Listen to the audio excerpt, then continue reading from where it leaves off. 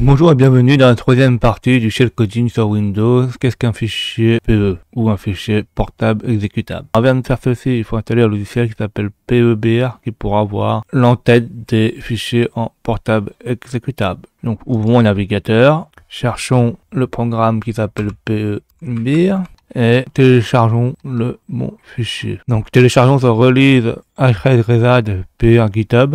Il faut faire attention, il y a plusieurs GitHub qui ont le même nom, qui se ressemblent. Et par exemple, là, on télécharge la dernière version, la version PIR 0652KTX86. Une fois que ceci est fait, on va dans le fichier où c'était téléchargé, téléchargement, et on extrait. Donc on fait extraire tout. Et là, on a notre fichier qui est extrait.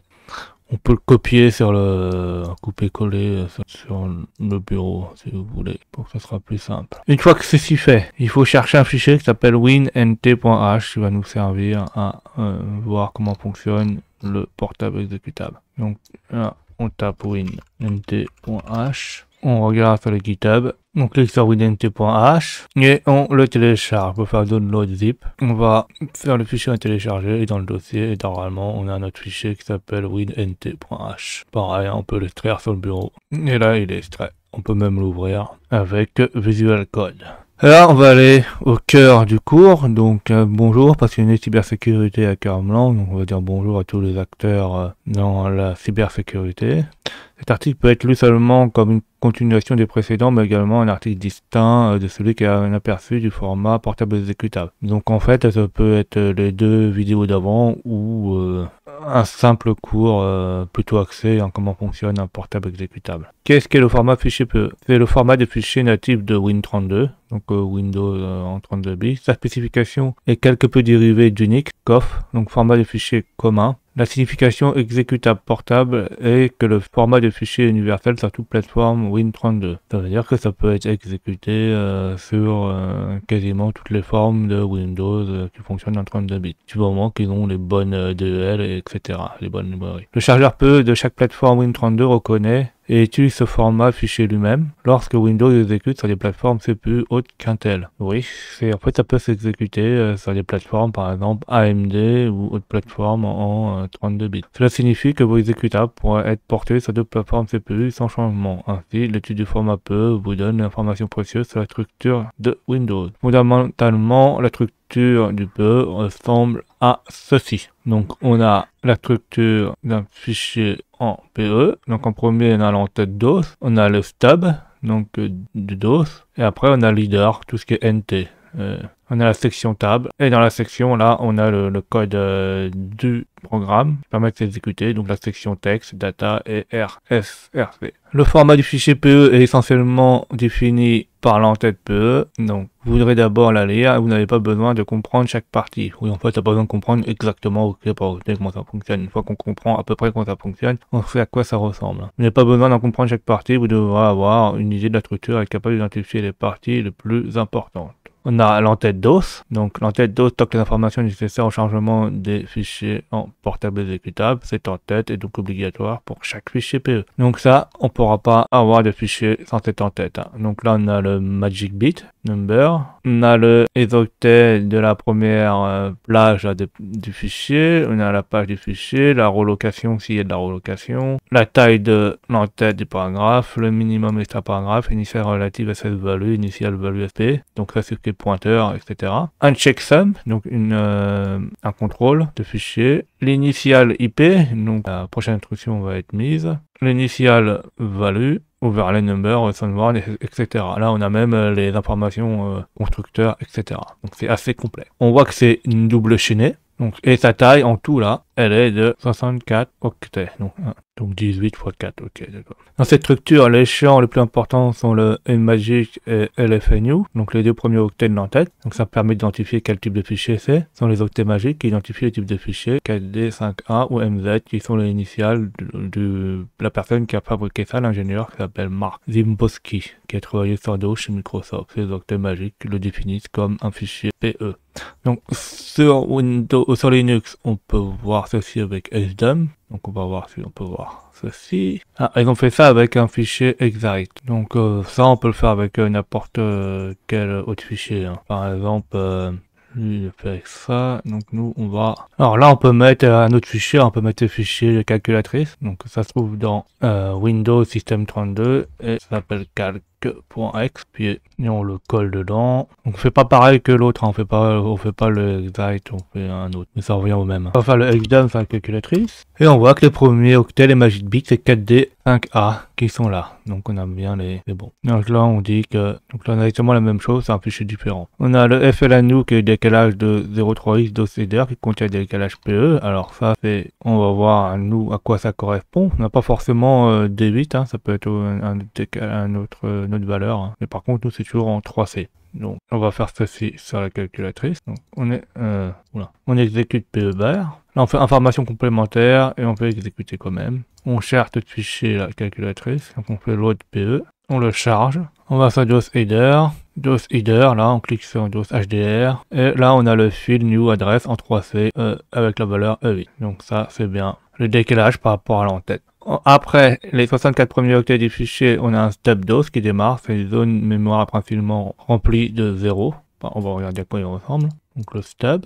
Alors oui, là on a plein de 0, mais pas forcément 0. Hein. On a par exemple le message de ce programme ne peut être exécuté en DOS, ne peut pas exécuter en DOS, il y a certains avertissements. On a une entête PE, donc là le NT-header. Donc cette petite partie, elle contient simplement une signature des fichiers qui sont les octets magiques. Donc PE et donc 504500.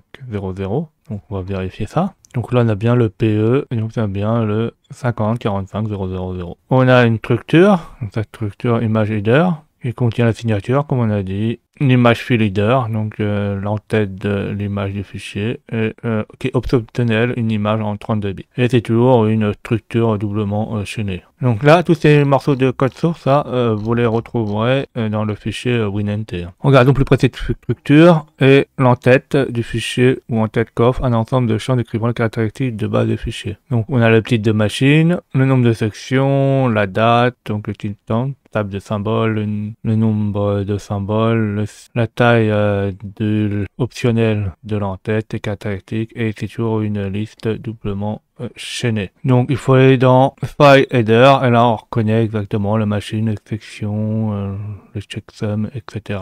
Donc le sys header, les caractéristiques. Et on peut le retrouver dans Image File Header de WinNT. Donc on va vérifier. Donc là on reconnaît la structure. On a une entête facultative qui est obligatoire. Il est facultatif dans le contexte des fichiers object-conf, mais pas des fichiers PE. Donc ça veut dire dans un fichier PE, ça on peut pas l'enlever. Il contient de nombreuses variables importantes, telles que l'adresse de l'entrée point. Donc l'adresse, il permet de faire le point d'entrée, l'image de base, donc image base, section, l'alignement de la section, donc section alignement, le size of l'image, le size of header, etc. Et cette structure a des versions 32 et 64 bits. Oui, parce que le size alignement, etc. et l'image de base, c'est pas forcément les mêmes en 32 et 64 bits. Donc si on regarde dans le fichier source, on aura ceci avec toutes les données, les versions, les source code, etc. le base. On a des choses qui sont obligatoires, qui sont des choses additionnelles. Et c'est dans le optionnel header. Donc regardons. Donc optionnel header. Et c'est ici. Dans optionnel header. Donc on va dans image, optional header, on est là, et on a exactement la même chose, le magic, le major linker, etc. Donc la bonne structure avec les bonnes données de notre structure. Je veux attirer l'attention sur image data directory. Donc là on a une autre chose qui s'appelle image data directory. C'est le répertoire de données. Il s'agit simplement d'un tableau de 16 octets en taille, dont chaque élément contient une structure de 2 de valeur. Donc image virtuelle et une size, etc. et une carrément double structure chaînée. Donc actuellement, les fichiers PE peuvent contenir les répertoires des données suivants, exporter les tableaux, tableau d'importation, tableau de ressources, tableau d'exception, tableau de certificat. Donc pour des qui importent certaines DL, des ressources, des data, des certaines exceptions, des certificats de sécurité, des réinstallations de base. Il peut y avoir des trucs de débugage, d'architecture, des PTR, global PTR, des tableaux TLS pour le chiffrement, configuration, des tableaux d'adresse d'importation, descripteurs des fichiers, entêtes CLR, et des espaces réservés qui doivent être nuls. Comme écrit plus tôt, je n'examinerai plus en détail que certains d'entre eux, donc on va pas tout voir ceci, sinon on va faire une vidéo de plusieurs heures. Et c'est pas forcément intéressant dans le cas ici.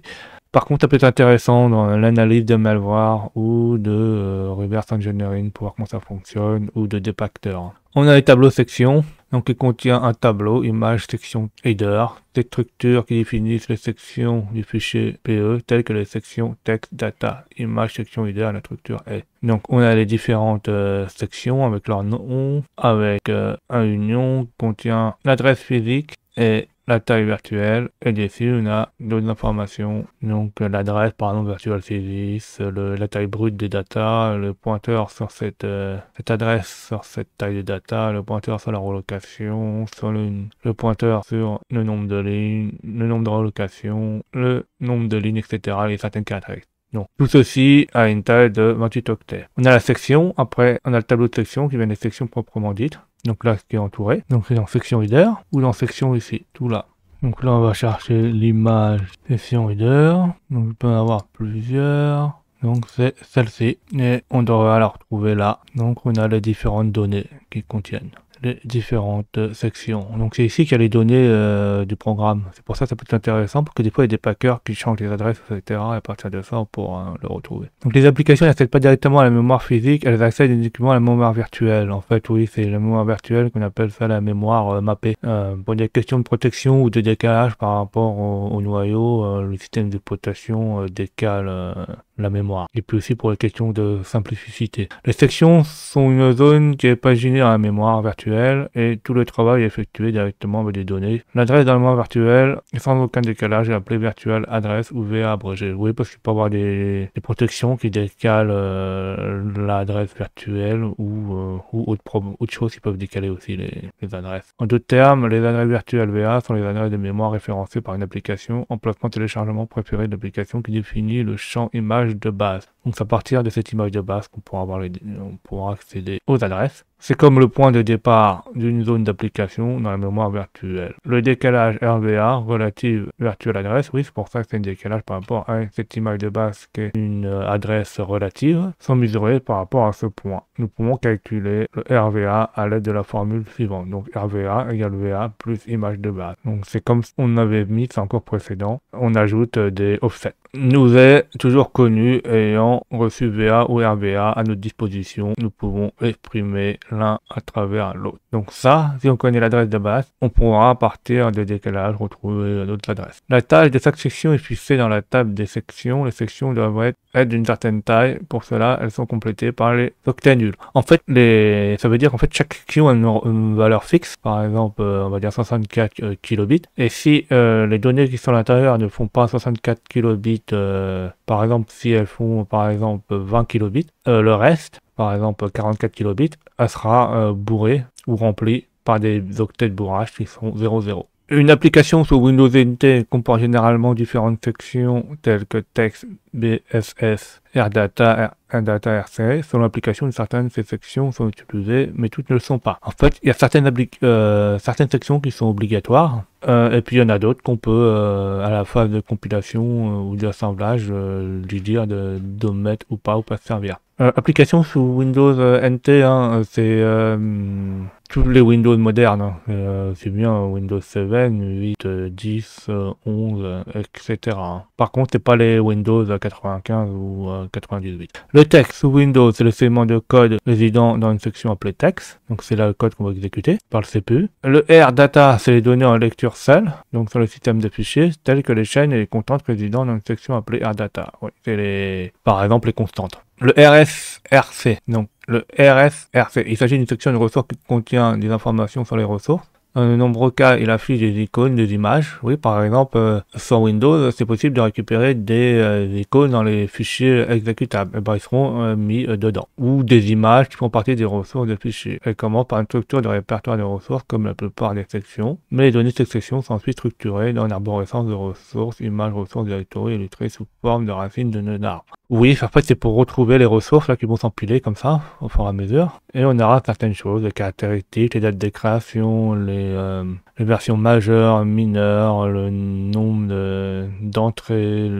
l'identification d'entrée, etc.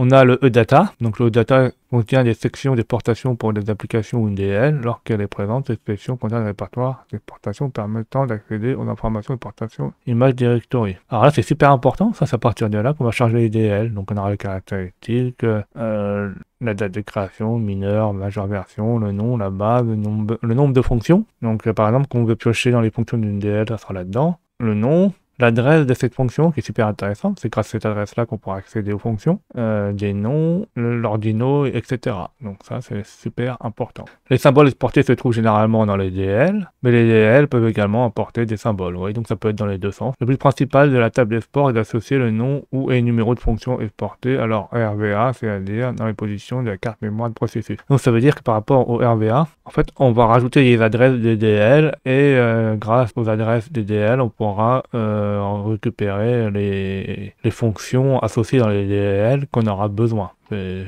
super important. La table d'adressage d'importation est composée de pointeurs de fonctions et est utilisée pour obtenir l'adresse des fonctions lorsque les DL sont chargés. Une application compilée a été conçue pour tous les appels API n'utilise pas d'adresse directe en dur, mais plutôt via un pointeur de fonction. Donc là, si on répète comme on a dit en haut, c'est qu'à la place de pas tout mettre dans le fichier, de pas se casser les pieds, on crée une table d'adresse où on importe les adresses par exemple des DL et des fonctions, et à partir de cette table d'adressage, on peut récupérer les fonctions qui nous intéressent. En revers de la médaille par rapport à ça, on a vu dans les sessions précédentes, on peut exploiter ou usurper les adresses des DL. On a regardé les vidéos sur le hijacking DL. Conclusion, le format PE est plus complexe que j'ai écrit. Oui, c'est super complexe. Et surtout que pour des formes de rétrocompatibilité, on a gardé énormément de choses qui ne sont pas forcément utiles maintenant. Par exemple, une illustration intéressante sur les GitHub Windows peut être trouvée sur le projet GitHub de Korkami, d'Ange Albertini. Donc allez dessus pour avoir plus d'informations sur les fichiers PE. Donc là, il s'agit d'un cas pratique à des fins pédagogiques uniquement. Donc moi, je vous conseille de regarder un peu plus ce lien. Là, c'est super théorique, mais ça va nous servir énormément plus tard pour comprendre comment les malwares fonctionnent, comment les fichiers Windows fonctionnent. Si un jour vous faites du reverse engineering, par exemple, sur des fichiers qui sont impactés ou pas, on peut faire énormément de choses et apprendre beaucoup de choses. Merci d'avoir vu cette vidéo. J'espère que vous avez appris beaucoup de choses. N'hésitez pas à mettre des commentaires en retour, des pouces bleus et à vous abonner.